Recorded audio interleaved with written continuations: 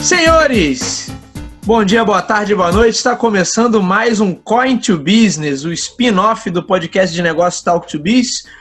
O meu nome é Bruno Garcia, sou professor e profissional na área de marketing e business e aqui você já sabe, todo episódio a gente traz um tema novo a respeito do mercado de videogames, traçando aí as grandes estratégias, trazendo as grandes empresas, as grandes marcas desse mercado e fazendo uma análise tanto histórica quanto uma análise mercadológica desse mercado fascinante que é o mercado dos jogos eletrônicos. Hoje eu tenho um convidado, meu amigo, né, gravamos já, né, Lira? Mas a gravação, por problemas técnicos, a gravação não pôde ser aproveitada, mas eu trago aqui meu amigo Ricardo Lira, a verdadeira enciclopédia dos jogos eletrônicos, para a gente falar sobre a ascensão e queda da Atari, a empresa icônica que fundou o mercado, transformou o mercado de games num mercado milionário. Afundou, né? Fundou e afundou. Muito bem colocado, Lira. Mas que foi a primeira empresa a realmente transformar esse mercado num mercado de cifras milionárias. Isso. E que hoje é uma empresa uma marca que vive no coração de todos nós, mas que vive apenas do saudosismo, que foi completamente apartada desse mercado. Lira, se apresenta aí, Lira. Você que gravou com a gente, mas o episódio acabou não indo ao ar, vai ficar só para os nossos bastidores aí. Se apresenta para a galera. Olha, meu nome é Ricardo Lira e eu tô nessa de videogames desde que eu era bem garoto. Eu comecei até um pouco antes de Atari, porque antes mesmo de saber o que era um videogame, meus pais tinham um Telejogo 2 da Philco em casa. Telejogo 2. Uma caixinha de papelão. E eu vi aquela bolinha quadrada sendo rebatida ali, eu não entendi o que era. Era a minha primeira experiência de videogame. Não que isso tenha assim, acentuado minha paixão por game, porque na verdade eu não ligava muito para isso. Mas a coisa foi desenrolando, né, a partir mesmo do Atari, que é o nosso tema aqui. Sim, e é o principal console, acho que de todas as gerações aí, de quem tá no final dos 30, 40 anos de idade. E viveu uma época maravilhosa, simplesmente maravilhosa, sem comparação. Sim. Eu atuo na área de informática, isso não tem a ver com videogame, exatamente, é uma outra cabeça. Infelizmente, né, Lira? Mexer com programação, assim, me faz, assim, sempre querer até pensar em desenvolver jogo, fazer alguma coisa do tipo. Quem sabe eu até faça, né? Quem sabe um dia, né, Lira? Pois é. Esqueceu. Você até Garcia algumas vezes, mas, assim, é uma coisa que eu tenho que parar, estudar e... eu lembro que você fez um joguinho de nave para um beta teste para Odyssey. Lembra disso? Né? Sim, Lembra? Então. Então, foi legal, foi uma experiência boa. Assim, então. Bem primitivo, assim, é tipo Space Invaders, mas, porra, tem que fazer muito método ali, muito cálculo. Só uma coisinha básica você já sabe o trabalho que dá. Imagina uma equipe mesmo de programação, dos caras que desenvolvem, roteirizam.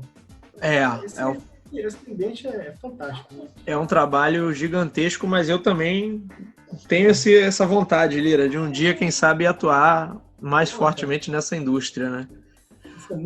E não na programação, mas aí com a minha parte de marketing. Mas quem sabe a gente entra nessa aí. Bom, vamos falar de Atari. Você até citou o Telejogo 2, que eu tive um também, na verdade meu pai teve, foi minha primeira experiência com videogame, foi com esse Telejogo 2, que a gente já pode até fazer o link, que é um clone do Pong, da Atari. Então a Atari começou a se estabelecer no mercado quando ela lança, na verdade, um arcade, que acho que pode ser considerado aí o primeiro arcade de sucesso, que é o do Pong. Isso. E ela traz isso alguns anos depois, se eu não me engano, entre 72, acho que o Pong é de 72. É isso, Lira? Ele é 75, acho que ele começou a ser desenvolvido em 72. Acho que eles começaram essa empresa 72, 73, né? Basicamente para fazer o Pong. Sim. E o Nolan e o tal de Ted lá, Ted alguma coisa, e eles... É o Nolan Bush ou vamos buscar o nome do Ted aqui na internet. Eles terminaram em 75 a máquina, né? E era uma máquina feita para as pessoas jogarem em casa. Acho que foi a primeira máquina caseira onde você realmente interagia com os personagens, digamos, né? Na tela. O Magnavox Odyssey tinha feito isso em 72, mas na verdade o Magnavox era uma luz na tela. Era uma luz na tela, você comandava a luz e fazia pontos ali. Dessa vez não, dessa vez você interagia realmente com os palitos, né, que eram os bonecos. Ó, só então, complementando aqui, ó, na verdade, confirmando a tua informação, os fundadores da Atari, o Nolan Bushnell com o Ted Dabney, que você falou, estava corretíssimo ali, né? E aí a Atari começa a crescer nesse mercado com o Pong, esse mercado que logo é inundado por muitos concorrentes. Então a Atari, ela entra no mercado com o Pong e em pouco mais de 5 anos o mercado norte-americano já está completamente inundado de clones de Pong. Aqui é até uma coisa interessante, porque o Pong em si, é difícil pensar assim, o Pong era um jogo muito simples, né? Mas é por isso que teve muito clone. Sim. Porque se você parar pra pensar, Garcia, é o seguinte, o Pong, ele era assim, o mais básico dos básicos em gráfico e cores. Sim. E nessa época, quem desenvolvia o hardware e não sei se o software exatamente, mas era engenheiro. Aquilo ali era muito simples graficamente. Então, engenheiros produziam aquele tipo de console. Então, quando eles viram que era fácil fazer o hardware, fácil não, né? Assim, quem tinha condição fazia. Mas, assim, viavelmente, comercialmente viável. Sim. E os caras com cabeça nisso, já trabalhavam na área de computação, essas coisas. Quando eles viram que isso aí ia dar certo, porra, o mercado surtou. Então, sim, o Pong teve muitas variações, né? Para não dizer clone, como você está falando. O Pong até a venda do original. Sim, sim. Quando a gente fala desse mercado que a Atari iniciou, na verdade, transformou no mercado milionário, a gente tem que ver essa ascensão do Pong, a saturação do mercado com seus clones. A Atari não teve o primeiro console, né? O primeiro console é da Magnavox, o Odyssey. O Odyssey, isso. Mas que era também extremamente simples. Então, se a gente pegar o Odyssey 1, que aqui no Brasil a galera só conheceu o 2, né? Que já chegou direto o 2. A gente não teve. Eu acho que nem comercial. Assim, acho que foi distribuído lá nos Estados Unidos. Eu não sei qual foi a abrangência, né, do Magnavox Odyssey, mas aqui a América do Sul não passava esse tipo de console. Eu fico até impressionado, Garcia, do telejogo ter entrado aqui no Brasil nessa época, inclusive, porque os funcionários da Philco produziram esse console aqui, né, e de uma forma assim... E o telejogo já era um clone, né? O telejogo 1 já era um clone clássico do Pong. Então, agora eles fizeram 2, que aí você pode até me corrigir, eu não sei, porque assim, eram 10 canais, e assim, o Pong acho que era um jogo só, se eu não me engano. O Pong da Atari era só um joguinho. Correto. E eu não sei, assim, se foi uma coisa de versões que eles foram atualizando ou foram colocando mais jogos, mas o telejogo 1 tinha 3 canais de jogos, e o telejogo 2 tinha 10 canais. E os caras fizeram de cada canal um esporte, com algumas modalidades, né, para 2 jogadores e tal. Eu não sei se foi algo exclusivo da Philco, sinceramente falando, porque aquilo ali foi muito bem pensado. Era tanto o telejogo 1 e o 2 foram lançados aqui no Brasil pela Philco e pela Ford, né? Tanto eu tenho... Pela Ford também. Eu não sei se eu te falei, Lira, eu tenho consegui do meu primo. Meu primo tinha lá o telejogo 1 e o telejogo 2. Uhum. Eu tô com os 2 aqui em casa. O telejogo 1 é o clone clássico do Pong, porque ele não tem nem os controles, né? O telejogo 2 já tem o... É embutido no console, não é? É embutido. É embutido, exatamente, como era o Pong. Né? Não tinha essa concepção do joystick. O controle, porque na verdade era só aquela chave que você girava para a barrinha subir ou descer. Eu acho assim que eles aproveitaram algum protótipo de um Pong desses, porque assim, controle, na verdade, o Magnavox Odyssey tinha. Sim. Ele tinha lá um coisinho, né? Eu acho que eles pegaram de algum protótipo, de algum Pong desse, alguma dessas versões, e fizeram um telejogo 1. E pro 2, eles fizeram uma coisa mais arrojada, né? Com controle separado e tudo mais. Sim. Que aí você já tinha uma visão ali ampliada. É engraçado, né? O compara o telejogo 2. Lembra aquela febre dos minigames que a gente teve aqui nos anos 90, que eram todos clones de Tetris? Aí começava com aquele minigame com um jogo, depois com 10 jogos, até que chegou uma versão que tinha 999 jogos. E todos iguais, né? Não, sempre assim. Sempre tem uma empresa lá que dá uma martelada, faz uma programaçãozinha, enfia jogo ali para vender mais. Sim. O Telejogo 2 era um pouco isso, né? Eles eram 10 jogos, mas também pouquíssima diferenciação entre eles. Tinha muita diferenciação porque o programador não podia fazer mais nada do que produzir um gráfico em forma de cruz e quadrado, né? Você não podia fazer nenhuma curva no gráfico. A limitação dele era muito grande, você só trabalhava com reta e preenchimento de cor. Sim. Sabe, eram, sei lá, 2, 3 cores ou 4 no máximo que se usava ali. É muito pouca memória ali para você poder produzir alguma coisa. Então você tinha que ser muito objetivo no jogo. Basicamente era esporte. Isso é o que marcou a primeira geração, inclusive. Era a primeira geração. Eu tô com uma imagem aqui do Pong, que é exatamente isso. A ideia do controle embutido ali e por aí vai. Aí, diante dessa saturação de mercado, a Atari, em 1976 para 77, ela lança, aí sim, o seu console icônico, que é o chamado Atari VCS, né, Video Computer System, que depois recebe o codinome técnico ali de Atari 2600, mas que aí sim a Atari passa a nadar de braçada nesse mercado. No primeiro momento ali, um lançamento impulsionado, até porque a Atari não tinha grana para fazer o lançamento como eles queriam, então diz a lenda aí que os bastidores ali da negociação que a Warner compra a Atari era justamente para impulsionar esse lançamento e que eles viam ali uma puta inovação, né, Lira? A Warner, acho que ela foi responsável pela produção dos consoles. Você me corrige depois, que eu não estou lendo nada aqui, eu tô só de cabeça.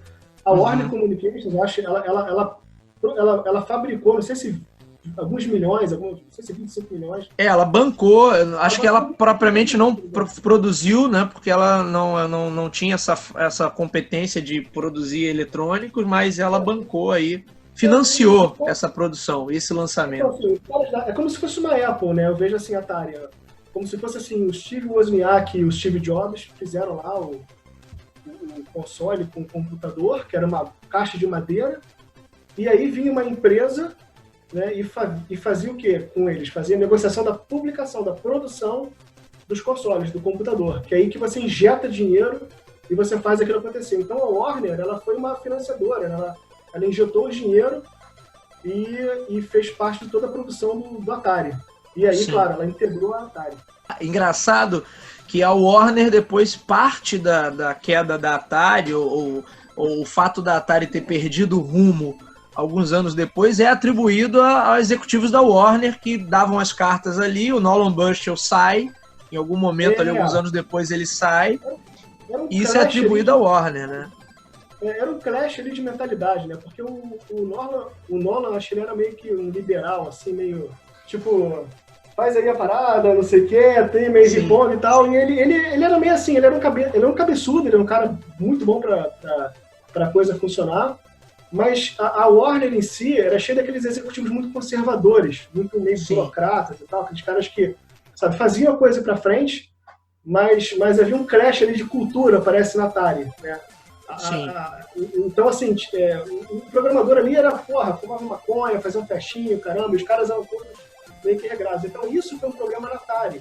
Muita gente depois ficou insatisfeita, inclusive, de trabalhar lá, porque os caras não reconheciam o programador, não colocavam o nome dele nos jogos. Sim, tem a lendária história aí do Adventure, né? Que o camarada não deixaram ele colocar o nome dele, ele foi lá e deu jeito, criando o primeiro easter egg da história, né? Cara, esse foi, assim, o máximo. E eu vou te falar uma coisa, eu não sabia disso até há pouco tempo, desse negócio do Adventure. Quando eu vi aquela telinha com o nome do cara, eu falei, porra, o que é isso? Erro de Adventure? Não, era uma tela secreta que o cara colocou lá pra quem chegasse ali e visse o nome dele. Sim. De sacanagem. Foda, né? Foda.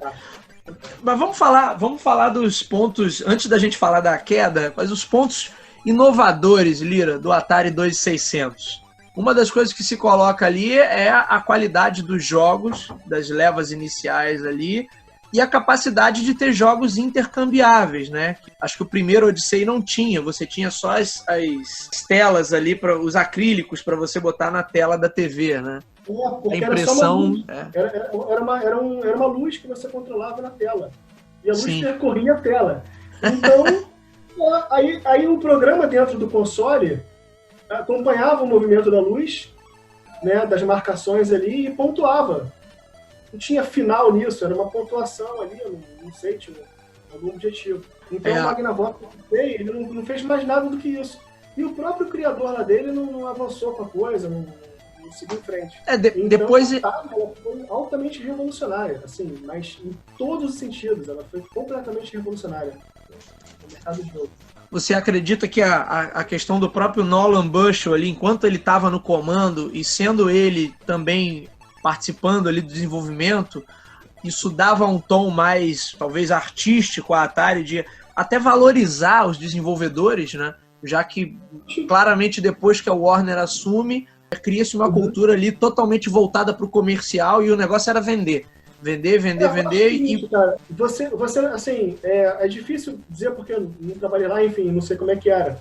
Mas parece que algumas coisas elas não conseguem prosseguir se você levar tudo de uma forma assim muito positiva apenas. Então você precisa ter o cara que é realmente executivo, você sabe disso, né?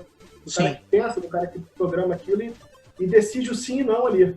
Tanto é que eles tiveram lá um CEO depois que fazia a coisa lá do Atari acontecer e tal. Fez muita merda, mas a coisa conseguiu ir pra frente. E eu acho sinceramente que se a coisa ficasse só na conta lá do Nolan, se ele pudesse fazer, sei lá, continuar ali, eu não sei.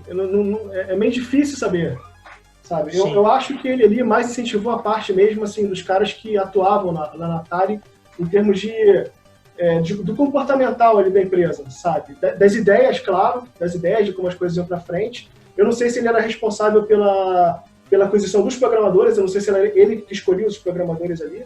Não sei se você Diz a lenda que Steve Jobs foi estagiário da Atari também, né? Foi estagiário de lá, da Atari? Tem uma... É muito difícil a gente saber até que ponto essas informações são verídicas ou não, mas em alguns livros isso é citado, que o Steve Jobs teve uma passagem, dizendo assim, meteórica pela Atari, que ele ficou pouquíssimo tempo. Eu acho que só se foi no início da Atari, porque na fase mesmo do console, do VCS, eu não sei, ele já foi antes. Porque a época do lançamento do 2600, a gente tá falando aí de 77, lançamento oficial, ele já estava na criação ali, no processo de criação da Apple.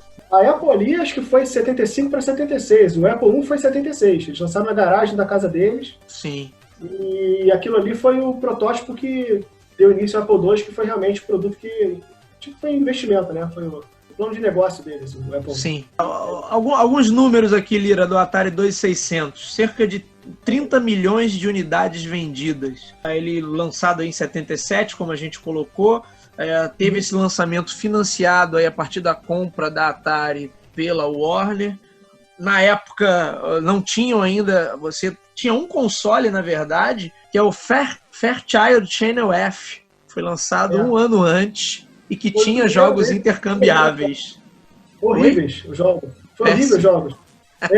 Mas foi o primeiríssimo mesmo, da segunda geração. O primeiro que forneceu gráfico, né, na tela. Só que eu não sei se as pessoas conheciam ele, né? Eu não sei até que ponto ele chegou a ser conhecido pelo público. A Atari realmente que meteu o pé na porta, acho que foi em outubro de 77. Ela já vinha, na verdade, fazendo feira, né? Ela tinha participado de uma feira lá chamada Summer CES, alguma coisa assim, em 76. Ela apresentou o modelo dela nessa feira. E aí, em 77, mais pro final, é que ela passou a vender. Teve alguns atrasos na venda e tal. De produção, né? E venderam. E já tinha lá, sei lá, uns 10, 11 títulos na cartela deles. E será que esses... Na verdade, sim, a gente falando do Channel F e do próprio Odyssey, os pioneiros normalmente acabam tendo esse processo de aprendizado, errando e abrindo caminho para que um outro já venha com uma ideia mais evoluída. Diz a lenda que o criador do Odyssey, ele é extremamente ressentido, né, com a questão da Atari, pelo fato do Atari 2600 ter acabado ter tido um reconhecimento muito maior que, na verdade, o primeiro console da história, que é o Odyssey. Pois é, mas o original, nem sempre é o mais, como você está falando, né, o mais famoso. Não é o que prevalece depois no mercado. Né? Cara, o o que prevalece sempre na história é o clássico. O clássico é aquele que faz você sonhar com o produto. Então, assim, eu lembro da primeira vez que eu vi o Atari, eu vi Pitfall, eu tinha 5 anos de idade. Legal. E ver aquele carinha lá, o Harry, né, o personagem pegando o cipó e pulando os crocodilos e tal, fez a minha infância, porque eu queria conhecer o que era aquilo que eu estava vendo. Eu estava no colo de alguém, vendo o jogo, chama uma galera em volta do Atari, porque o Atari aqui no Brasil acho que popularizou em 83, se eu não me engano. Aquele chegou bem depois, né? Oficialmente então, ele chegou bem depois. Né, o carinha tinha trazido acho dos Estados Unidos o console, sabe? Tinha trazido dos Estados Unidos. Então juntou aquela galera na casa, o que é isso, e tal. E, porra, já tinha 5 anos de Atari lá fora. Sim. Quase, né?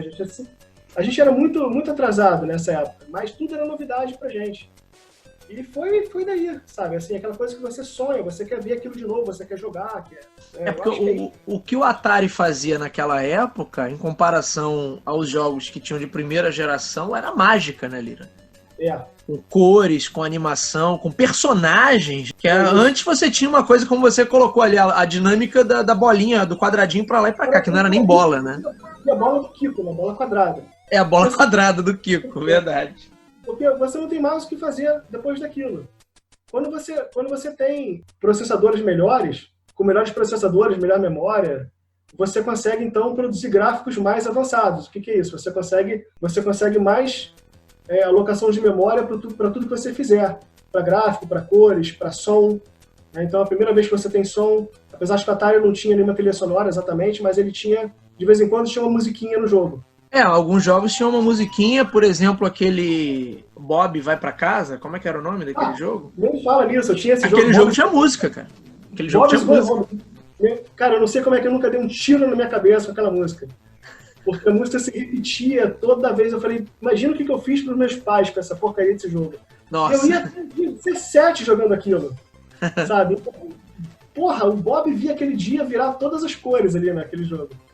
É engraçado falar esse negócio dos pioneiros, né, Lira? Que eu costumo dizer nas minhas aulas de marketing que é a lógica do irmão do meio, né? Ou do irmão caçula. O irmão mais velho é aquele que vem e luta ali para conquistar todos os benefícios. O irmão que vem depois, ele normalmente já chega num território mais tranquilo. Que o irmão mais velho já batalhou ali para conquistar vários direitos. Os pais também já passaram por um processo de aprendizado. Então no mercado é um pouco assim, o pioneiro acaba bancando um pouco o irmão mais velho, né? Nada se inventa no mercado, você sempre pega algumas coisas para você se reinventar, aproveitar aquilo que já foi produzido. O chip que as empresas compram é o coração de todo investimento que eles fazem, porque se você reparar, tudo é baseado no preço de um chip novo. A Atari, quando ela começou quer dizer, um dos atrasos da Atari, na verdade, foi porque o preço do chip que eles iam comprar era caríssimo, era um tal de 6508, alguma coisa assim. Eles estavam esperando a MOS Technology, que era a empresa que ia fazer chip, baratear o custo. Então eles foram numa feira, viram que o custo barateou de 300 e poucos dólares para 100 e poucos dólares, e aí sim foi possível você fazer uma fabricação do console, que é isso que custeia, cara, é isso que faz o console para frente. Entendeu? Ou seja, também ali uma questão de convergência de tecnologia, né? O Odyssey, quando começou, você estava com uma tecnologia ainda muito mais rudimentar do que em 77, quer dizer, 7 anos ou 5, 6 anos depois ali, você já tinha um avanço muito maior. Mas assim, para o mercado que não tinha nada, você nunca tinha colocado nada, nunca ninguém tinha colocado nada na tela da sua TV, sabe? O Odyssey poderia ter sido assim, ele foi, de certa forma, revolucionário, porque não existia videogame, né? Sim. Só que tem uma coisa, existia o arcade, certo? O arcade bem existia. Lembrado, Lira, bem lembrado. O arcade. Então essas máquinas, elas só não estavam na sua casa, mas elas existiam. Então você conseguia ver um joguinho de nave, alguma coisa assim. Sim. Certo? Então você, assim, de certa forma tinha uma defasagem, porque você não estava jogando na tela aquilo que tinha numa tela lá fora, né? No arcade. Tá? De certa maneira, Lira, até pegando esse teu gancho, a gente pode associar também o sucesso do 2600 com a efervescência ali do mercado de arcade, que você está falando final dos anos 70, ali, início dos anos 80, você está falando talvez do ponto máximo ali de ebulição do mercado de arcade, né? Quando você começa a ter grandes empresas produzindo para arcades, começa a ter grandes clássicos. O arcade, ele teve a sua lenta ascensão, porque assim, foi do início dos anos 70 mesmo até, sei lá, até 2004. Mas o arcade, ele começou a se beneficiar muito nos anos 70, com cores, com modulador de voz, né? Ele já fazia muita coisa. Por quê? Porque as empresas, elas fabricavam o jogo, dedicavam uma placa inteira, uma placa-mãe inteira para o jogo. Então você tinha sempre muito mais capacidade de fazer aquele jogo. Acontece que o produto que você estava vendendo só podia ser para um estabelecimento que comprava aquele console, né? Aquela coisa, aquela máquina grande. Então era impraticável você ter aquilo na sua casa. E era algo que se pagava muito mais no longo prazo ali, né? Sim. Diferente de um mercado de eletroeletrônico que você tem a compra ali dos consumidores e o cara tem que ter um produto barato. E você produz em muito menos escala no arcade, né? Você vai pra loja, né? Muito menos escala do que o console que vai pra sua casa. Mas o arcade, ele começou a ser... Ele é interessante também porque ele jogava em paralelo com o videogame. Porque a partir do momento em que a Atari começou a avançar nos jogos, as pessoas começaram a fazer a comparação do arcade com os jogos do Atari. E o Atari ficava atento aos arcades, porque ela achou que fazia uma conversão dos jogos. Sim. Então vai aí vários dos jogos, Space Invaders, Pac-Man, Donkey Kong. Donkey Kong. Isso cada vez mais aumentando. É claro que não chegava aos pés... Da qualidade, né? Não chegava aos pés. Pac-Man era terrível. Pac-Man era um lixo, né, cara? A gente jogava por falta de opção. Ainda assim, ele é considerado, acho que um dos maiores sucessos comerciais do Atari 2600. Foram 10 milhões de cartuchos vendidos, meu camarada. Absolutamente. Ele foi mais vendido. Por quê? Porque, assim, aquela coisa, assim, você vê hoje, caramba, como é que eu gostava de Pac-Man? Mas, cara, é aquela coisa do clássico mesmo, você olhar para aquele boneco comendo pastilha e achar aquilo sensacional. Sim. Sabe, porque eu não sei como é que esse vício acontecia. Eu não era viciado em Pac-Man, eu lembro disso. Também não. Mas as pessoas falavam aquilo ali, todo mundo tinha que ter um Pac-Man em casa. É porque ele era uma febre no arcade, e no arcade a versão do arcade era muito melhor, né? Infinitamente melhor que do Atari 2600. Absolutamente. Você via as cores ali, a dinâmica do jogo, até a movimentação ali, o Pac-Man do Atari era totalmente travado, né? Eles falam que o fantasminha do Atari, eles não conseguiam passear na tela separado sem piscar. Quer dizer, sem piscar no mundo, falei besteira. Eles não conseguiam fazer os fantasmas se separarem na tela e andarem. Então eles tinham que fazer uma forma do fantasma piscar para economizar memória para eles poderem passear na tela. Tá entendendo? Então você viu uma coisa totalmente, meio que ferrada ali. Mas, porque era um fantasma, você meio que aceitava, entendeu? Sim. A coisa legal era isso, sabe? E quando você comia um fantasma, ficava só os olhos. É verdade, é verdade. Mas aí também a gente pode dar todo o crédito à visão que os camaradas da Atari, e com certeza aí assessorado pela galera da Warner, tinham visão de negócio, né? Pegar assim, os grandes clássicos que estavam fazendo sucesso no arcade e também se aproveitando dos sucessos de cinema, também a gente vai falar disso já, tem um polêmico jogo do ET aí, para vender cartucho. Então os caras tinham essa visão de negócio, né, de trabalhar com licenças. Olha, eu vou te falar, Garcia, eu acho que assim, eu vou ser um pouco, fazer meio que uma blasfêmia aqui, porque eu não acho nem que era a visão dos caras. Eu acho que a segunda geração, ela permitiu tanto a galera de software, os caras que estavam na parte da frente dos negócios, sonharem com tudo. Porque a segunda geração, o que ela marca? Ela marca o tema no videogame. Ela marca a primeira vez que você vê um boneco com características humanas. Narrativa, né? História, contação de história também, né? Storytelling ali. Você tem ali um tema... Você não tem fase, né? No Atari você ainda não tem fase. Isso é a terceira geração. Mas você tem o quê? Mais ou menos, né, Lira? Porque alguns jogos ali você considera um avanço de nível, né? Não, nível na fase. Pois é, era nível. Porque assim, o nível é calculado de forma matemática no Atari. Então, sim, por exemplo, aumenta a velocidade e vamos que vamos. Isso. Até o negócio ficar insano. Ou o jogo tinha um fim, ele terminava. Tanto é que Superman, acho que foi um dos primeiros jogos que tiveram fim realmente. O jogo é de 78, ele terminava, tinha fim, você pegava o Lex Luthor lá, jogava na cadeia e terminava o jogo. Legal. Então, isso era fantástico. Ou você ficava ali jogando no nível. O que é o nível? Ele ficava calculando matematicamente a velocidade dos projéteis e pontuando. Até sabe-se lá quando. Então, isso era o nível. Aí você, até o cara cagar aquilo tudo. Tipo, não conseguir mais jogar. Até ficar impossível, né? Até você se cansar, jogar o console e falar, chega, daqui eu não passo. Era isso, não tinha um final, muitos jogos não tinham final. E aí... A terceira geração, sim, aí tinha fase, tinha objetivo, tinha chefão, né? A coisa vai para outro extremo também. E as narrativas evoluem muito, né? Você já começa a ter até um conceito mais puxado ali do cinema, de narrativa cinematográfica ali, né? O que é mais legal, cara, é que, por exemplo, você não precisava, nem tinha como, né? Fazer uma coisa assim, por exemplo, o cara vai lançar Star Wars, né? O Império Contra-Ataca. Você entrava no jogo, era a fase da navezinha por cima daqueles androids, né? Daqueles... walkers, né? Andarilhos, né? Dos andarilhos lá do Star Wars. Era só isso. Você tinha que saber atirar para matar esses andarilhos. Sim. Cara, diz que você não jogava aquilo. Só porque você via a navezinha do Star Wars, e você via o andarilho na tela e você via aquilo representar o Star Wars. Sim. Você nunca via aquilo em outro lugar. Então, você jogar aquilo, fazer parte daquele momento Star Wars era incrível. Indiana Jones também, sabe? Tinha um jogo Indiana Jones.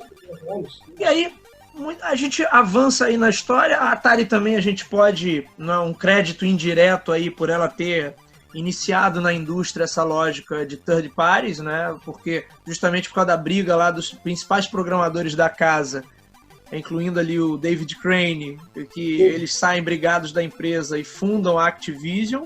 A Atari, no primeiro momento, tenta embarrear isso na justiça. A Atari sabia que ela ia perder. Ela sabia que ia perder os melhores. Porque, assim, vamos para pensar. Cara, o cara que fez Adventure te fez acreditar que um quadrado era um guerreiro e te fez acreditar que uma seta era uma lança. Sim. E aquele pato era um dragão. E aquele pato, o pior de tudo é o pato. Que você tem que acreditar que é um dragão. Assim, e levava uma setada ali, pum! Ficava naquela pose, acabou. E o morcego passava e pegava a sua lança e jogava pra você onde, meu amigo? Isso era incrível, assim. E você levava aquela chave e o troféu pro castelo e não sei o quê. É sério, isso de uma dinâmica, assim, impensável. E o Adventure, ele foi o nome que deu origem ao estilo, o estilo Adventure, praticamente, do jogo. E foi o primeiro. Sim. E esses caras que estavam lá já faziam jogos muito bacanas. Eu acho que Boliche também foi feito pelo pessoal daquele bowling, né? O cara... Você tem que calcular a tela pra jogar. Enfim. Então essa galera aí, quando saiu, fez a Activision. Sim, que a Activision tá aí até hoje. A Activision foi a Konami do MSX e do Nintendo lá na frente. Putz, excelente comparação. Gravei um episódio com o meu amigo lá de São Paulo, Alex Monk, sobre o MSX. E é exatamente isso. Exatamente isso. É aquela assim, é epítome do Atari. Se você tira a Activision do Atari, vai cair metade da graça daquele console.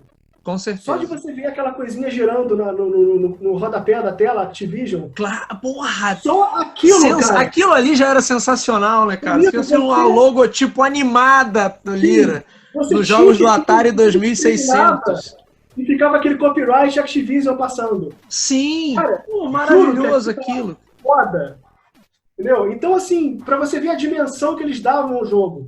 E você vê um bonequinho como o Decathlon correndo com a perninha, né? Porque o Prince of Persia até depois desenvolveu muito isso.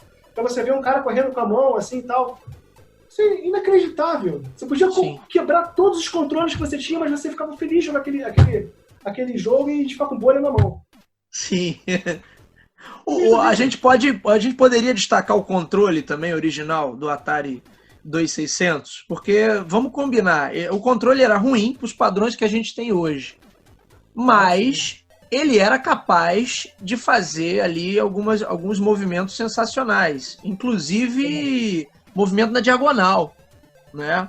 Apesar de ser aquela alavanca, mas em vários jogos você conseguia pular, ou subir com um boneco de um bloco, de uma plataforma para outra, com ele indo na diagonal, não de forma reta para cima. Então, aquele controle era rústico, mas tinha seus méritos. Só tinha um botão, então você não tinha muito o que fazer, assim, o boneco ele não tinha muita um boneco só, ele não tinha muita ação, como depois Sim. você via nos outros consoles com 2 botões, né? Os bonecos começam a ter tiro, pula, não sei o quê. Você tinha uma limitação muito grande. Então, Sabe o que eu tava jogando outro dia? Ô, Lira, sabe o que eu tava jogando outro dia? Berserk, no emulador aqui. Porra, é foda você dar um tiro no robô na diagonal. Você chega na ponta da parede, assim, na quina, e manda um teco na diagonal e acerta o robô. Não, legal é quando você passava de uma tela pra outra, já tinha um robô na sua cara. Aí você não para aí pra tomar um tiro. Isso também era a dinâmica do aleatório ali, que às vezes te... Mas era uma coisa talvez mais realista, né? Mais próxima da vida real, né, Lira? Pois é, não, você tava lá longe, porra, Berserk, cara, você jogava horas aquilo, horas. Tava lá longe, daqui a pouco batia sem querer na parede, ficava puto pra caramba, dava naquela eletrizada, né? Sim, um jogo sim. simples, cara, mas tão bom aquilo, ele mudava só as cores e a posição dos robôs. Sim, verdade. E aí, Lira, a gente tem, início dos anos 80, o mercado começa a ficar mais complicado. Você tem Mattel com o seu Intellivision, Coleco com o ColecoVision, o mercado de computadores aí começando a fervilhar, de computadores domésticos, e muitos com uma pegada ali muito voltada para jogo também, e até consoles mais poderosos, né? O Intellivision e o ColecoVision claramente eram mais poderosos em termos de gráficos do que o Atari 2600. Eu imagino o que seria do Intellivision se ele nascesse junto da Atari. A Atari estava ferrada. Porque, assim, mal dizendo, né? Porque não sei como é que ia ser, mas o Intellivision, se você pega o soccer da Atari, joga o soccer da Atari, você vê lá os bonequinhos tudo de cima, aquele campo chapado. O famoso jogo de futebol que o cara, se ele atravessar por um lado, ele sai de volta no outro lado. Quando os bonecos corriam todos juntos, né? Com alguns futebols que existiam no Atari. No Odyssey tinha um desse. Terrível. Então, o soccer, ele era, digamos assim, o primeiro bom jogo de futebol que tinha no Atari. Quando você colocava o futebol no Intellivision, eu te mostrei isso uma vez, eu acho, a visão do campo era isométrica. Sim, verdade. Impressionante. O gol Incrível. E tudo era isométrica. Você me falou naquela primeira gravação que a gente fez, que se perdeu. Poxa. Falou desse exemplo, sim. Bom, e outros jogos também que você viu uma certa profundidade gráfica e uma mudança ali, umas sombras, assim, que você fala, pô, o Intellivision tinha uma qualidade muito boa mesmo. O Intellivision é que já tinha um processador ali de 16 bits? Acho que sim.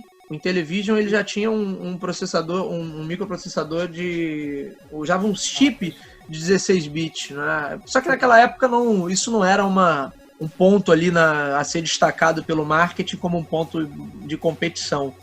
Mas acho que a gente tem o primeiro videogame a usar um chip de 16 bits é o Intellivision, cara. Não foi o PC Engine da NEC lá no Japão. Não sabia disso não. Por isso, deve ter sido por isso que eles conseguiam certos gráficos. Acho que eles nem conseguiam atingir a capacidade de um processador desse na época. Possivelmente não. Era subutilizado. Cara, você chegou a conhecer a Intellivision? Nunca toquei já vi assim, em feiras, né? Exibindo e emulador. Pesquisas no YouTube, documentários. Eu tinha um amiguinho de prédio que ele tinha um Intellivision. Era a única vez que eu joguei Intellivision na minha vida. Eu ia pra casa dele e lá estava aquele controle com tecla, né? Porque a tecla era engraçada. Ela não funcionava pra porra nenhuma, a não ser jogos de cálculo, alguma coisa do tipo. Mas fazia aquilo como se fosse um telefone do futuro, ou algo próximo de você. Tudo que era próximo de digitar parecia um computador. Não, parece que havia uma secura naquela época pelos gerentes de produto, que quanto mais botões você colocasse, mais a coisa parecia avançada, né? Tipo Odyssey. Você via aquele console lá cheio de coisinha pra digitar, o que você ia fazer com aquilo? Nada. Então, escrever pra quem? Mandar e-mail com aquela porra? Ia fazer uns cálculos ali que tinha, programas bem básicos, de matemática básica, e acabou. Calcular lá, o jogo da tartaruga, tinha umas porra lá que não fazia nada demais. Então aquilo ali mais fazia você crescer os olhos, né, quando criança, mas não servia pra nada. E o controle do Intellivision não era tão bom. Agora os jogos, cara, quando eu jogava assim, realmente foi assim, fantástico. Eu queria até ter um Intellivision na época. Fora da curva, né? Eu já tinha um Atari. Aí não tinha como. Não, na verdade não ia trocar o Atari por nada. O Atari isso até 92 pro Atari. E aí a gente chega 82 ali, 83, já a coisa já começa a não dar muito certo, né, Lira? E aí a gente teve a ascensão, falamos da ascensão, a Atari funda o mercado e aí ela começa a afundar juntamente com o mercado que ela própria ajudou a construir. Uma dessas causas dela ter problema é esse excesso de concorrência. Não tinham só esses videogames, a gente falou aqui dos principais, mas você tinha aí toda uma indústria de clones também, da mesma forma que você tinha no Pong, na época do Pong. Eu não sei se os clones, assim, eles ajudaram a tiveram tanta diferença, né? Porque, assim, teve muito clone no Brasil. Sim. Teve Dynavision, uns de Super Game, se eu não me engano, algumas coisas assim. E tinha um acho que era Dynavision, tinha um da Dismark também. Tinham vários. Enfim. Dactar. Isso. E aqui no Brasil, eu não sei se isso influenciou alguma coisa lá fora. Eu não sei se tinha clone lá fora, assim. Não, pelo contrário. Aqui, lá fora, quando começou a dar ruim, no mercado norte-americano, que é de 82 para 83, mas tanto é que o crash dos videogames é considerado 1983. E aqui a Atari estava nadando de braçada, de certa maneira ela tem entrado em outros mercados com força, como no mercado brasileiro, ajudou a segurar, a equilibrar a peteca lá fora. Lá fora a coisa já estava desmoronando. E aí a gente tem, sei lá, a superpopulação de jogos de baixa qualidade, muitos produtores, desenvolvedores independentes. Isso foi um motivo também, né? Eles falam que a queda da Atari ela começou antes. Eles falam até que desde o Pac-Man. E eu vejo até porque, apesar de vender muito jogo, como o ET vendeu pra caramba também, né? Sim. Mas existia muita devolução desde a época do Pac-Man, porque também tinha gente desistindo de alguns jogos, não tanto quanto o ET foi um fenômeno de devolução. Mas ao mesmo tempo que eles faturavam muito, eles tinham que produzir muito, e existiam N periféricos vindo junto com esses jogos, porque cada vez mais você fomenta aquela coisa de acessórios, né? De coisas que vêm em paralelo, controles novos. Enfim, o próprio console sofre algumas versões também, assim, versão oficial. Então a empresa ela precisa investir muito em marketing cada vez mais. O que acontece? Você começa a criar aquela velha bolha, né, de coisa que, se um jogo der problema, se você produzir muito e der um problema, você vai começar a ter umas rachaduras na empresa. Sim. O ET foi o ponto culminante disso. Foi quando realmente o ápice, né? Foi o ápice do problema. Né? Dizem alguns livros aí que a Atari, na época, produziu, inclusive, mais cartuchos do que a base instalada de consoles que ela tinha no mercado norte-americano. Então, talvez o excesso de otimismo ali, ou arrogância, para o cara acreditar que aquele jogo ali,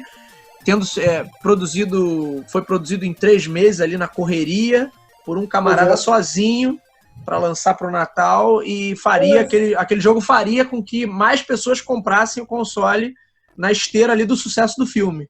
É o excesso de confiança versus a pressa de querer acompanhar o filme. Porque se você perceber, ninguém nessa época estava preocupado se o jogo ia sair um pouco depois do filme. Cara, os filmes eram tão clássicos quanto os videogames. Então, se você era um fã de Indiana Jones, você ia jogar Indiana Jones anos à frente. Ia gostar tanto quanto o filme passado. Você ficava com a marca do filme, Rock, Indiana Jones, todo. O filme era uma marca da nossa cultura. E para eles também. Então, fazer um jogo acompanhar o ET, que sairia em 82, né, na época, foi assim, como se diz, desnecessário. Deram 5 semanas pro desenvolvedor fazer a porcaria do jogo. O cara aceitou, porque ele gostava de desafio, mas ele não encarou como ponto da realidade.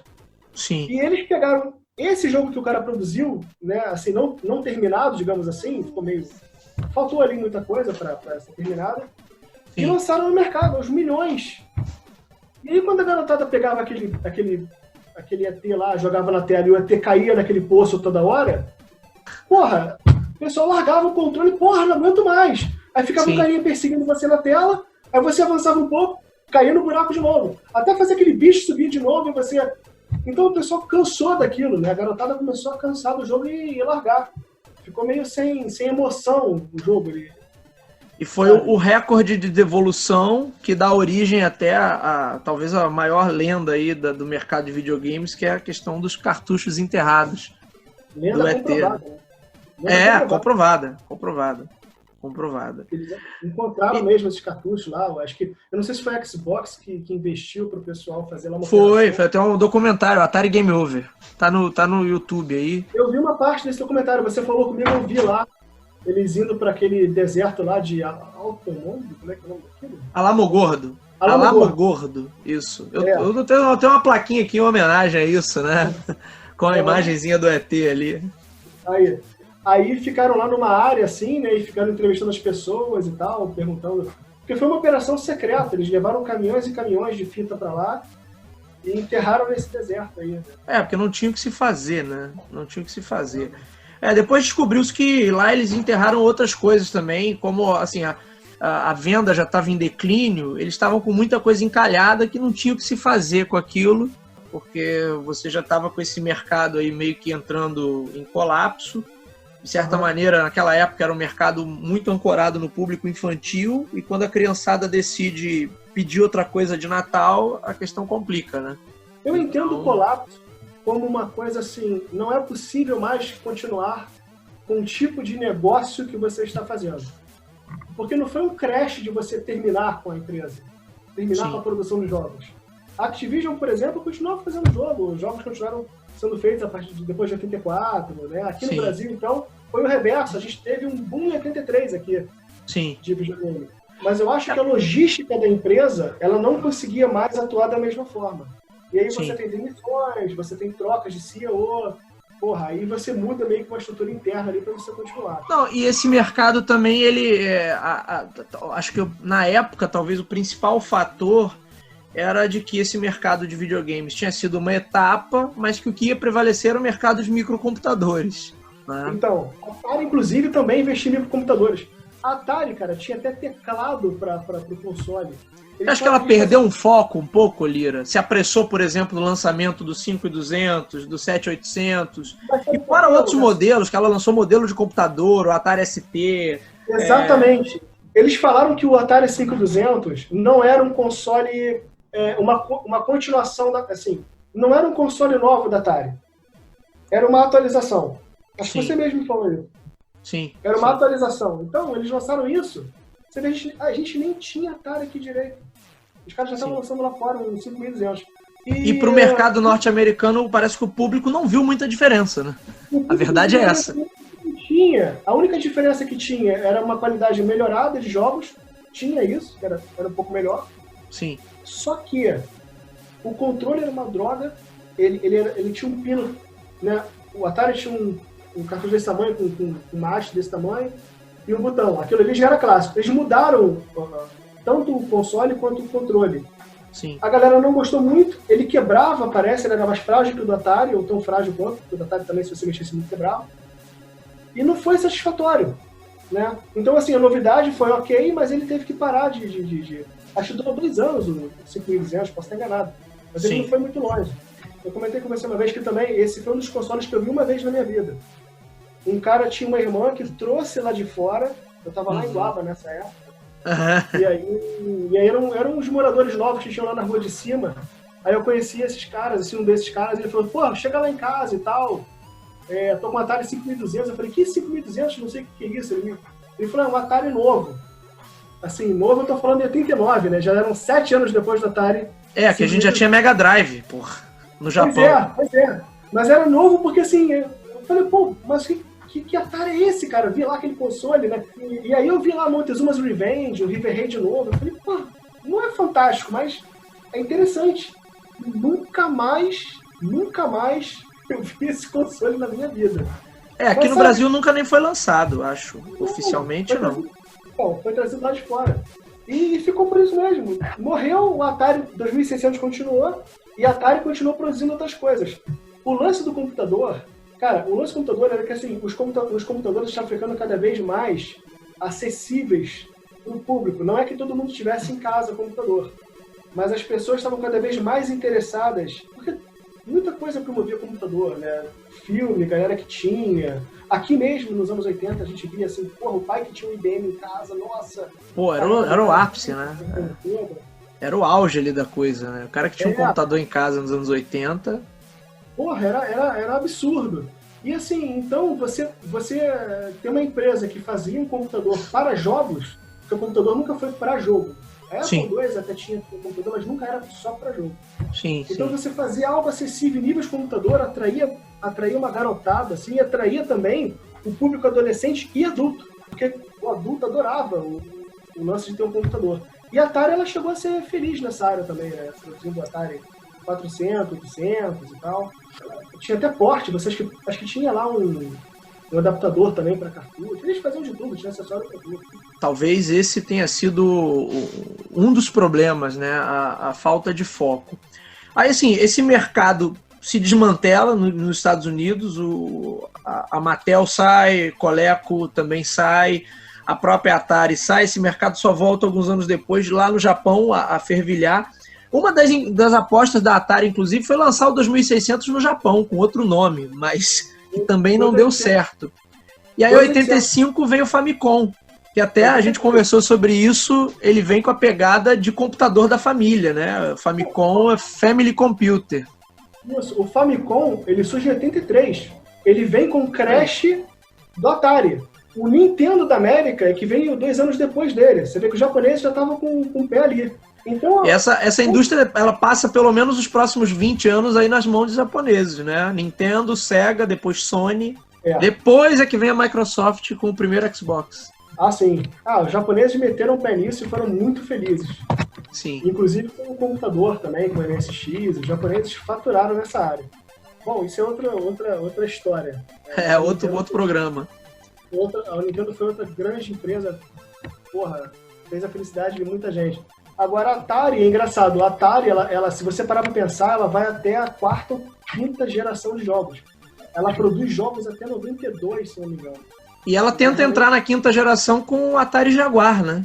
Seu mais retumbante, maior fracasso da Atari pode ser considerado o Atari Jaguar pelo o hype que ela criou ali e pela decepção que foi com o videogame primeiro ali de 64 bits. Olha, Garcia, a Atari ela não teve mais assim força. Eles quando lançaram o 7800, que é a 3ª geração, ele não tinha uma expressão de competitividade no mercado. O Atari 7800 foi visto como mais uma atualização da Atari, com os mesmos jogos. Putz, certo? Isso era um erro também. Um erro gravíssimo. Gravíssimo. Então, assim, eles reciclavam títulos, talvez com as mesmas empresas, ou talvez com os mesmos programadores, porque era recente, era 86. Atari 2600 ainda fazia jogo ali. Então, eles reaproveitavam para colocar... E, assim, o que isso era produtivo para um público que já tinha Nintendo em vista, já comprava Nintendo da roda, com títulos muito mais avançados? Verdade. Então, várias que não fez nem cócegas com 7800. Ainda teve um tal de Shags, né? Que é aquele XEGS. Sim, sim. Eu não conheço esse Atari, sinceramente. Vou até pesquisar um pouco mais sobre ele. Feio pra caceta, feio pra bola. Porque também é um modelo irrelevante, né? Daquelas tentativas que o cara lança num mês e 2 meses depois possivelmente já tá tirando de circulação, né? Sério, durou muito pouco essas aventuras do Atari. E o Jaguar era aquela coisa assim, esperada pra caramba, né? Falavam muito do Jaguar, sei lá, 32, 64 bits, eles botavam lá em cima. 64, eles anunciavam 64 bits como uma grande revolução, né? E chegou antes do PlayStation, chegou antes do Saturn, chegou antes dos videogames de 5ª geração se consolidarem. Então o Jaguar é contemporâneo ali do 3DO, né? Mas ele é considerado 5ª, não é, o Jaguar? Ele é considerado 5ª. Ele é considerado 5ª. Pelo hardware dele, ele é considerado 5ª. Uhum. Assim como o 3DO, né? São os dois que chegaram primeiro e, novamente, os pioneiros não conseguiram se manter. Mas o Jaguar foi um absurdo que os jogos eram terríveis, né? De ruins. O controle também, o terrível, voltou com aquela concepção de controle com uma porrada de botão. Não fazia o menor sentido aquilo. Uma penca de botões ali naquele negócio, era sei lá, parece uma navezinha o controle, mas tinha vários botões no meio, não era isso? Nada ergonômico, um erro total aquilo ali. Né? Eu cheguei a jogar um jogo de Jaguar assim, não no console, em emulador, Eu joguei na feira, na exposição na feira dos videogames, eu joguei. Chegou a jogar? Eu joguei um joguinho lá, 2 minutos também, porque era um joguinho de nave, não me interessou, mas eu pelo menos toquei no controle ali, né? Mas aí também a Atari aí já tava moribunda, né? Eu lembro que na época, assim, o pessoal comentava muito sobre o Jaguar, que seria a revolução. Vem aí, videogame vai botar Mega Drive, vai desbancar Super Nintendo, aquela coisa toda, vai acabar, a Atari vai vir aí com uma superpotência. A propaganda deles era muito forte. Tem a icônica campanha, né? Do The Math, faça as contas, com a velhinha apontando ali, 64 é maior do que 16, não sei o quê, é maior do que 32, porque o 3DO já era 32 bits. Cresceu tanto que foi grande o tombo. O 3DO também, meu Deus do céu, o 3DO... mas o 3DO já teve uma vida bem melhor do que o Jaguar, cara. O 3DO já teve alguma vida, né? O Jaguar... O console que fez parceria com a Nintendo ali? Não. O que fez parceria com a Nintendo era o CDI da Philips. Perdão, confundi. Esse também foi um desastre total. Mas ali também ele já tinha uma outra proposta, que era ser mais uma central multimídia, né? Não era exatamente um videogame ali o que a Philips queria fazer. Mas foi um desastre de qualquer maneira, né? Quando pisou na bola, ela tinha uma puta parceria com a Sony, podia fazer um grande negócio ali com o PlayStation que vinha, né? A Nintendo essa novela aí da Nintendo com a Sony vale outro episódio, né? Vale outro episódio. Traição e punhalada nas costas no mundo dos games, né? Se ferrou, porque o PlayStation veio com tudo, né? Era um mercado absurdo com CD e tudo mais. Pô, a galera faturou. E até hoje, né? A Sony domina esse mercado. O PlayStation é tão bom que, assim, eu tenho PlayStation 3 e eu não vejo que o dia que eu vou largar aquilo, entendeu? Eu ainda jogo muito aquilo. Lira, pra gente fechar, legado da Atari, Lira, e aprendizado com os erros e acertos da Atari. Olha, aprendizado, mas você tá falando em termos de quê? Da própria empresa, do que eles... E do que ela contribuiu, né, para esse mercado, porque as contribuições foram muitas também, né? Até com os erros que ela cometeu, ela contribuiu bastante, de certa maneira, por aprendizado, né, da galera. Não, com certeza. A própria Nintendo tinha uma política super restritiva com os jogos porque ela não queria repetir a mesma merda que a Atari tinha feito em relação aos seus jogos. Não, todos eles. Mas assim, eu acho que a Atari, cara, ela assim, de um modo geral, ela foi feliz em tudo que ela fez. Porque tanto em termos de empresa, pessoal, você vê, até mesmo essa distância entre programadores e executivos que tinham lá, né? Os programadores eram mais tranquilos e tal, era como se fosse uma Google depois. Acho que a Atari foi a primeira empresa que investiu em programadores que ficassem mais à vontade lá dentro. Né? E rolava muita merda lá também. Mas Sim. Os programadores falam isso, que a Atari, assim, os caras chegavam lá, já tinha gente fumando maconha e querendo compartilhar com você. É bem liberal, mas, parando para pensar, esse era o campo das ideias, certo? Assim, mal também, os caras loucas ali dentro. Os caras alopravam, literalmente, né? Jogos pirados, mas era por causa disso mesmo, é verdade. Então, assim, se você para pensar, de todas as formas possíveis, sabe? A Atari, ela, se não fosse por ela, as pessoas não enxergavam o grande mundo de possibilidades que isso é.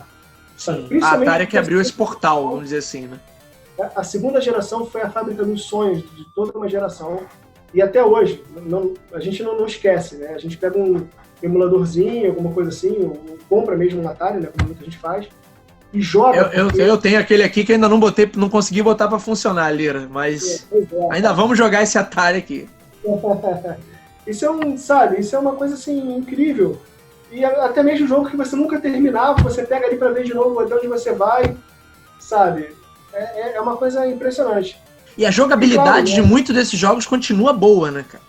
Você pega vários desses jogos e ainda tem uma baita jogabilidade, isso que é impressionante. Cara, até a galinha atravessando a rua. Freeway. A galinha mexia, ela atravessava de um ponto a outro só desviando de carro. Só de você ver a galinha tomando porrada e descendo, sabe? Você vê, cara, fantástico, sabe? Você vê aqueles pescadores na água ali, com aqueles peixes, e você vai e desce com os caras não se moviam. Só tinha um tubarão na água, Fishing Derby, aquele jogo. Aí você via, descia, pesca, quanto mais fundo você fosse com a vara, pegava o peixe e ganhava mais pontos. Olha só o que você jogava. Agora, olha só o que te interessava na época, entendeu? Jogo de pesca, né, Lira? Duro, ficava girando aqueles dias lá e você queria ganhar um troféuzinho. Então, o objetivo de você ter mais pontos ou chegar mais longe era o que fazia você ser conquistado pela dinâmica desses jogos, né? Que raramente terminavam. E claro que isso aí foi a base principal dos jogos de terceira geração. Cara, teve muito jogo de terceira geração que não chegava nem nos pés do jogo da Atari, às vezes, por mais que o gráfico fosse melhor. Evoluíram no gráfico, mas esqueceram do básico, né? Que é a jogabilidade, a diversão ali. Alguns jogos eram simplesmente ruins, mas isso depende muito de como você dispõe o jogo para o público. Sabe? Claro que a geração muda, a cabeça muda e tudo mais. Mas ninguém vai esquecer do guardinha lá perseguindo o bandido no supermercado. Quem inventaria? Com certeza. Keystone Keepers, né? Assim. Cara, quem começou a inventar esses jogos? Sabe entendendo o que eu tô falando?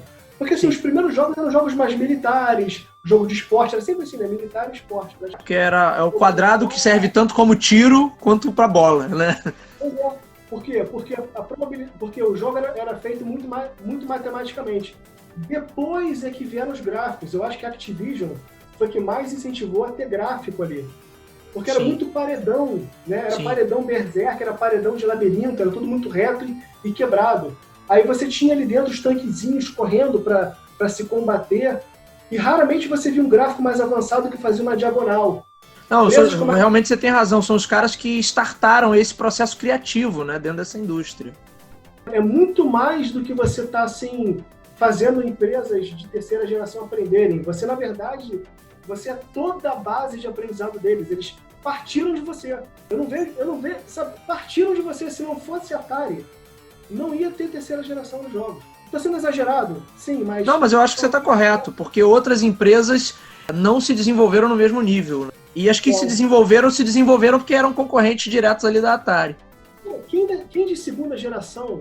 Que empresa de segunda geração competia com a Atari, se não, sei lá, a Coleco? Coleco é de segunda geração? ColecoVision, segunda geração. E o Intellivision também. Agora, mas a Atari sempre dominou, com o 2600 sempre foi o principal, campeão de vendas, nem se compara. Agora, Fairchild, Odyssey 2, aquilo era terrível. Tosco. Aquilo era muito ruim. Assim, a propaganda era maravilhosa, aquela caixa da Odyssey, com aquele logo, aquela coisa colorida vindo até vocês, futurista, aquilo ali, encantava pra qualquer criança. Agora, botava um jogo ali dentro e começava a ver aqueles gráficos, meu Deus do céu, era terrível aquilo. Eu joguei o Odyssey, tinha um colega que tinha um Odyssey 2. Tinha algumas pessoas que conheciam que tinha. Não se comparava, realmente não se comparava. E quando eu começava a jogar, eu falei, porra, isso é o Odyssey? Cansava, você jogava aquilo ali... O Atari era muito melhor, o 2600 eu ganhava disparado. Olha, muita história com Atari, campeonatinho, caixas de sapato de fita na casa de fulano, caderninho de pontuação dos jogos, sabe? Fechava a cortina, deixava aquele meio breu e ficava ali com um caixa de bis, comendo e jogando aquilo, tomando Coca-Cola. Era isso, né? Uma noite feliz, né? Noites também, dependendo, era dias felizes. Atari foi muito, muito assim... Porra, não tem nem o que dizer. Muito bem, Lira. Muito obrigado aí por essa participação, Lira. Incrível essa gravação. Bom recordar os bons tempos da Atari e do Atari 2600. Lira, quero te agradecer aí por esse programa. Vamos gravar mais, vamos com certeza. Bom, senhores, esse foi o Coin2Biz de hoje. A gente falou aí da ascensão e queda da Atari, os principais erros, os principais acertos do ponto de vista criativo, do ponto de vista do marketing, de estratégia, seus competidores. Você que quer acompanhar o Coin2Business já sabe, a gente está nas principais plataformas de podcast. Quem é usuário Apple, no aplicativo de podcast do iPhone. Quem é usuário Android, no aplicativo do Google Podcast. Se você está acostumado a ouvir pelo Deezer ou pelo Spotify, ou diretamente no Anchor, também estamos por lá. E se você está curtindo esse conteúdo, curta, compartilhe para fazer esse conteúdo do Coin2Business chegar a mais amantes dos jogos eletrônicos, para que a galera participe desse papo aí com a gente. Lira, deixe seus recados finais aí, um abraço para a galera, que nós estamos nos despedindo. Pessoal, obrigado aí pela oportunidade, Garcia. Tamo junto, Lira. Olha, só um recado. Quem não viveu essa época tem muita pena.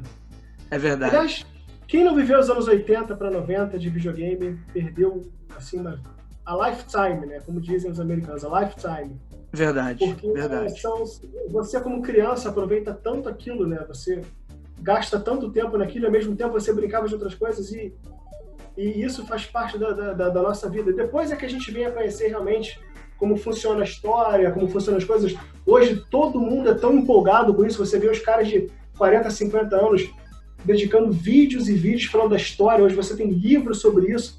Né? Então as pessoas assim passaram a vender conteúdos fantásticos, né? Audiovisuais de Atari e games do tipo, e esse console assim realmente é a base de tudo, sabe? Tudo fruto dessa época. E quem vai jogar hoje em dia vai ver que é uma porcaria, gráficos terríveis, né? É a visão das coisas como é hoje em dia, claro, isso muda muito. Mas quem tem uma mente aberta assim e puder ver o que é o Atari hoje, vai ver que realmente como a coisa evoluiu, como isso revolucionou uma geração inteira. Sim. No Brasil aqui a gente conseguiu pegar uma época depois dos americanos, é claro, anos depois dos americanos, mas a gente não sofreu nada, a gente foi, sabe, em frente com isso, depois com o Nintendo, Master System da vida.